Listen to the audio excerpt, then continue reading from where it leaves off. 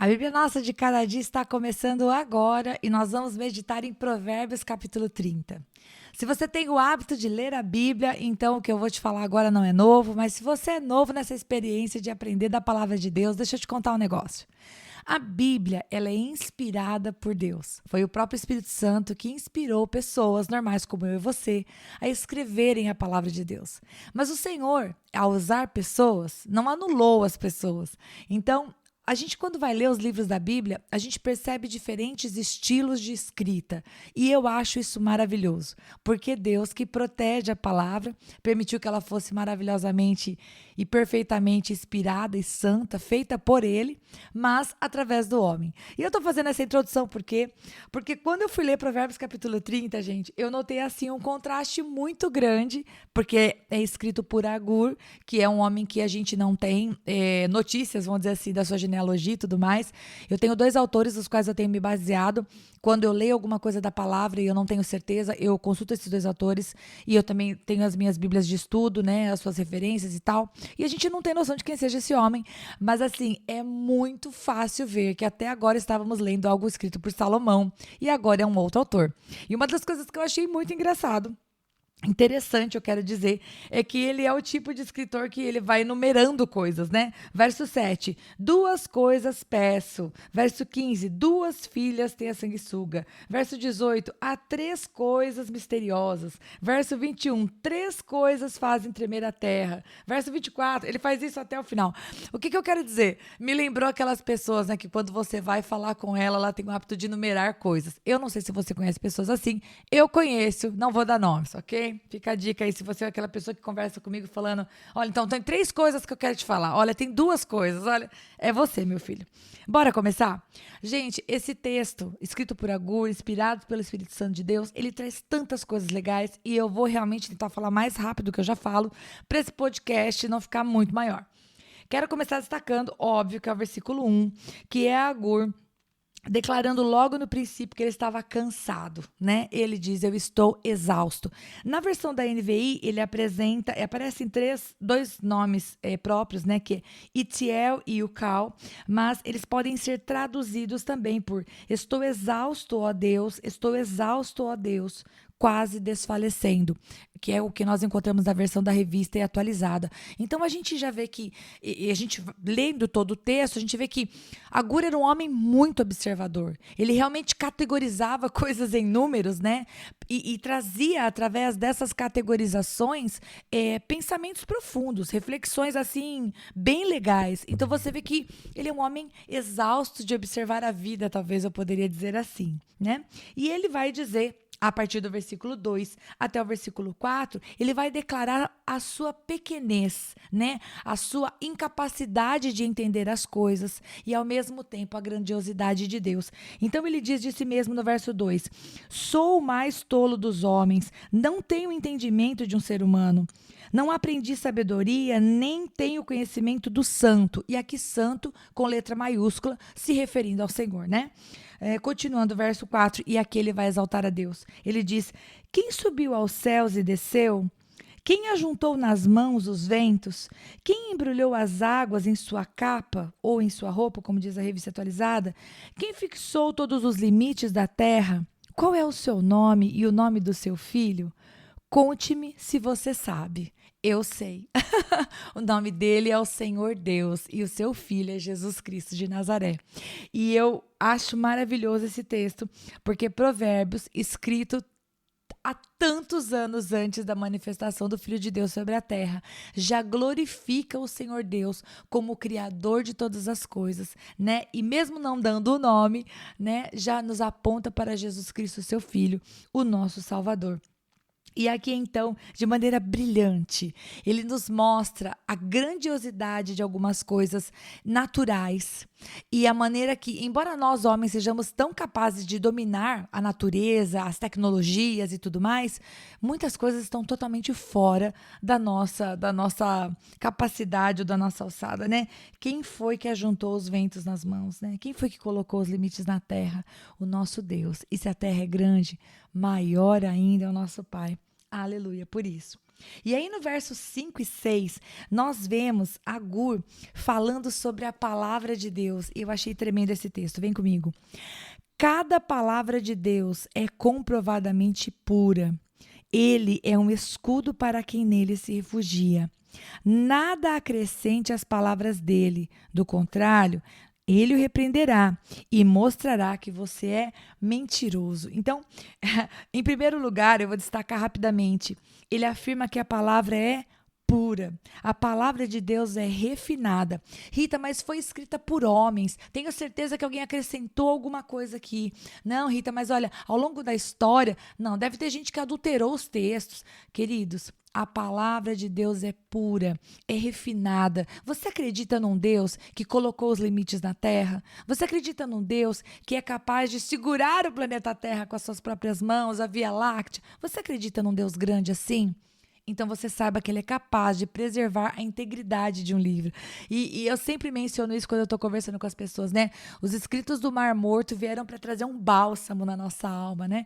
Porque eu tive o privilégio de ver esses escritos no museu e é muito lindo como você fala, Pai, está aqui a prova de que a Bíblia foi conservada, porque os mesmos manuscritos que estavam lá perdidos e foram encontrados, eles mostram correspondência à nossa Bíblia escrita. Ou seja, a palavra de Deus é pura, é refinada. E Agur, ele vai dizer que outra coisa, essa palavra, ela é de Deus. Então, quando você e eu nós estamos lendo a Bíblia, nós estamos ouvindo a boca de Deus, a palavra de Deus, a boca do Senhor está aberta. Quantas vezes a gente pensa assim, pô, Deus não fala comigo.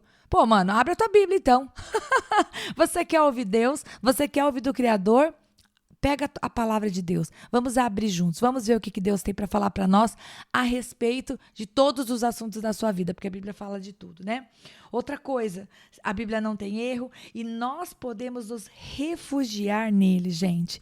O Deus da palavra, ele é escudo para quem nele se refugia. Quantas vezes a gente está se sentindo fraco? A gente está no meio da guerra, pensa aí na guerra.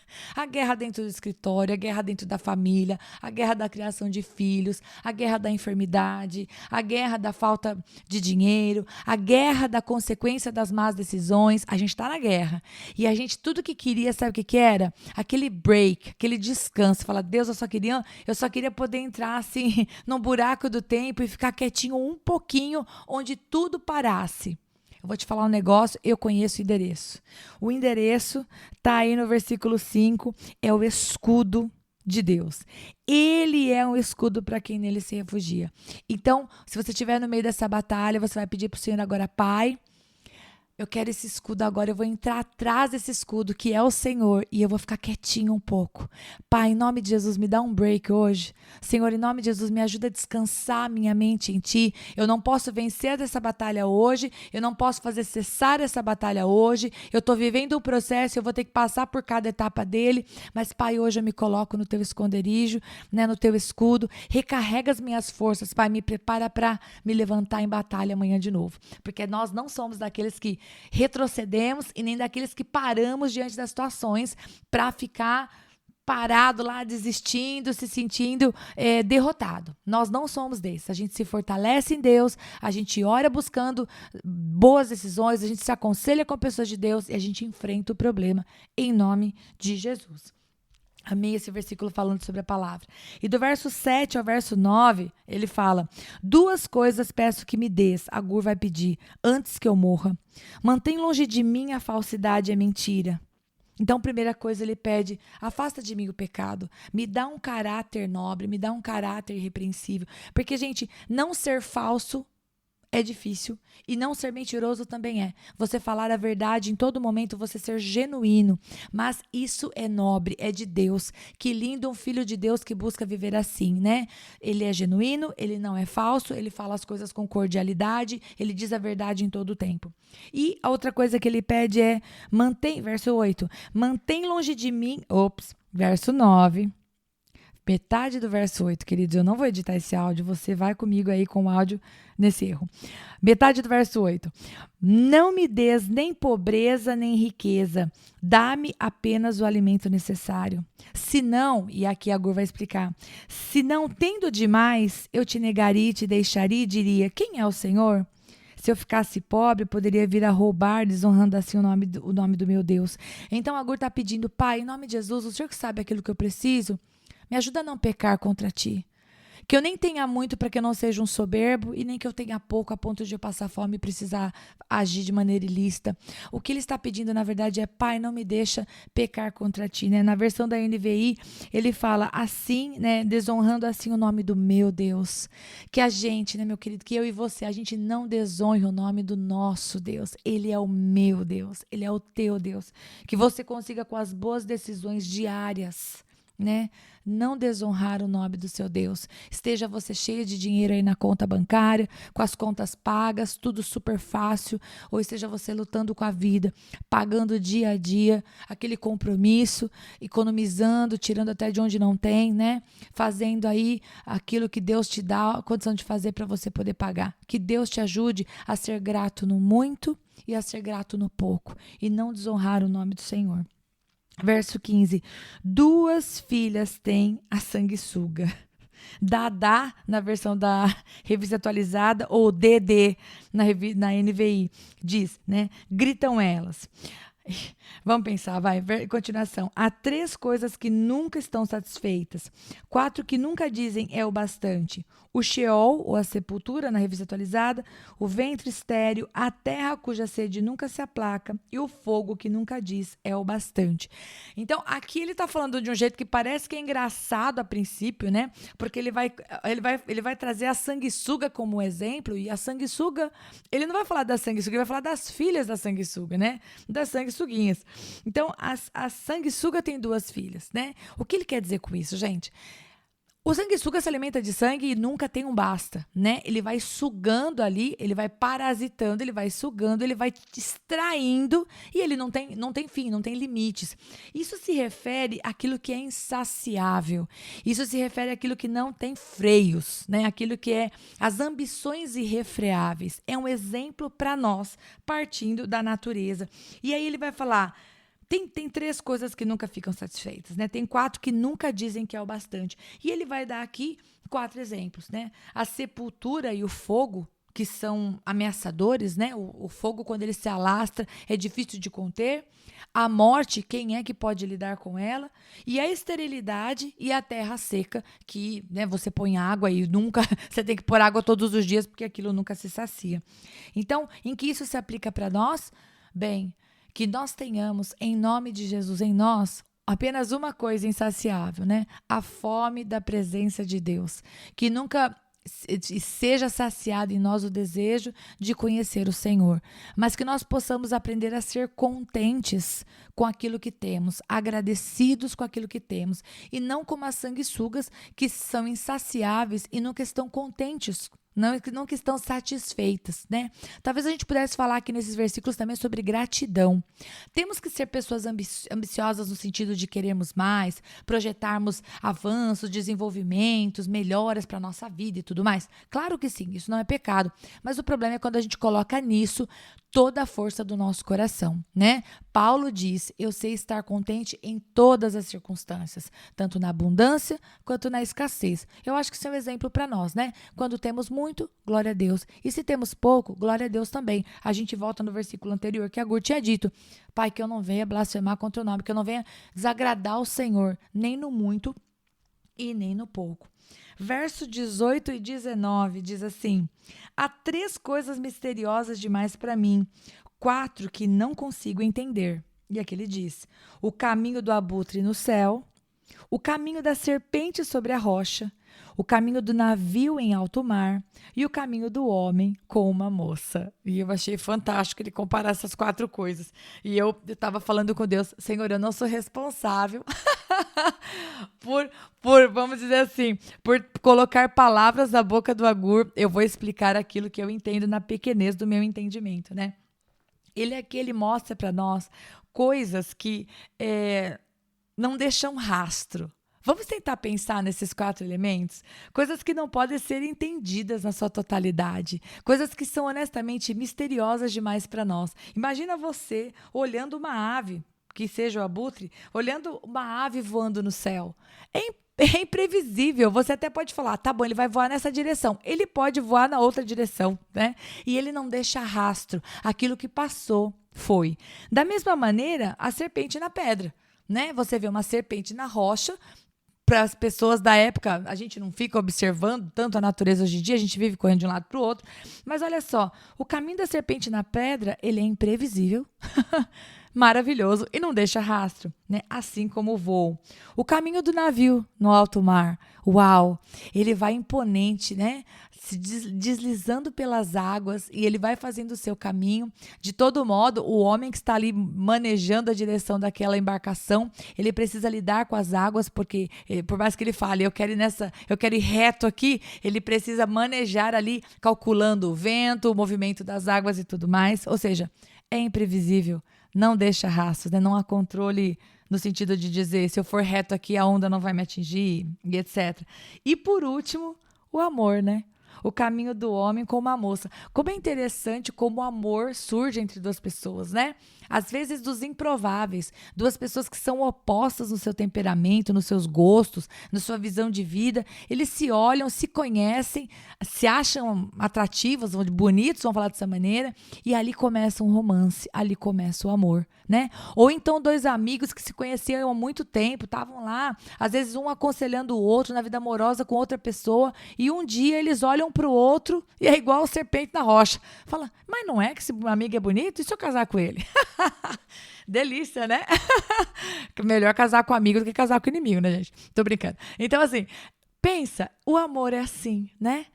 Também não deixa rastros, né? Às vezes acontece de uma hora para outra, é imprevisível e, enfim. Deixa eu parar de poetizar aqui sobre o amor. Prosseguindo. Estamos terminando. Verso 20. Estamos terminando mesmo. Eu quero falar sobre o verso... sobre o verso 20 e a gente vai finalizar com os demais aqui. Diz assim, pessoal. Na verdade, eu quero falar sobre o verso 32, gente. Olha só, eu mudando aqui. Hoje tá assim, hoje tá no vento do Espírito. Vai, volta e a gente muda tudo. Vamos meditar do verso 32 até o final? Olha só. Se você agiu como um tolo e exaltou-se a si mesmo, ou se planejou o mal, tape a boca. Verso 33. Pois assim como bater o leite produz manteiga, e assim como torcer o nariz produz sangue, também suscitar a ira produz contenda. E é com esse texto que eu quero terminar.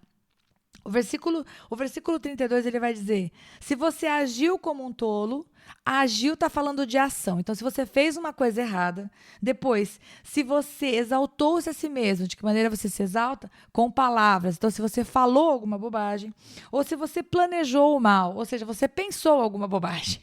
Então, se você fez, falou, ou pensou algo que não devia, a Gur vai dizer, tape a boca com a mão. E quando eu estava lendo sobre isso, que eu pensei, Deus, será que é isso mesmo que o texto diz? Deixa eu ver aqui nos autores. Tapar a boca com a mão significa exatamente isso. Pare, refreie-se. Fez besteira? Stop right now. Pare, ok? Só pare.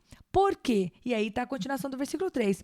Porque assim como se você bater o leite vira manteiga e todos os outros exemplos, também se você suscitar a ira, se você provocar a ira, você vai produzir contendas. Ou seja, às vezes a gente vê o outro pecando, né? E a gente quer julgar o pecado do outro, mas às vezes a pessoa está pecando porque a gente fez besteira, a gente falou besteira, a gente agiu fazendo uma bobagem, né? Ou a gente planejou uma bobagem. Então, a Gur finaliza aqui o texto meio que exortando a gente a pensar um pouco nos nossos próprios caminhos. Às vezes, as nossas atitudes, o que a gente fala, o que a gente planeja, a maneira como a gente age, vai suscitar ira, vai produzir briga. Então, que a gente pense, né? Se a palavra vai sair da nossa boca para ferir o coração do outro, vamos tentar não deixar essa palavra sair. E se a gente já tiver falado, a gente pede perdão, né? O tape a boca não significa que você não vai pedir perdão daquilo que você falou ou daquilo que você fez que danou o outro, né? Que lesou o outro. Mas que em nome de Jesus você refreie, né? Você pare. Se você percebe que você tem dificuldade para planejar coisas, peça ajuda para alguém que o Espírito Santo pode te mostrar para te ajudar a planejar tua vida financeira, tua carreira, teu casamento, né? Tipo assim, pare. pare e recomece, mas recomece do jeito de Deus, né? Para não criar contendas e problemas no coração dos outros, né? Que dureza machucar o coração do nosso próximo. E eu paro por aqui, gente. Vocês viram que eu dei um salto, eu pulei algumas coisas que eu havia planejado, mas eu acredito que aquilo que a gente tinha para meditar aqui nesse capítulo de Provérbios, nós meditamos. E se faltou alguma coisa que você não entendeu, que você queria comentar, você escreve lá nos comentários, porque eu amo quando vocês mandam comentários, porque chega para mim, eu leio e depois publico. É maravilhoso. Deus abençoe muito o dia de vocês, em nome de Jesus.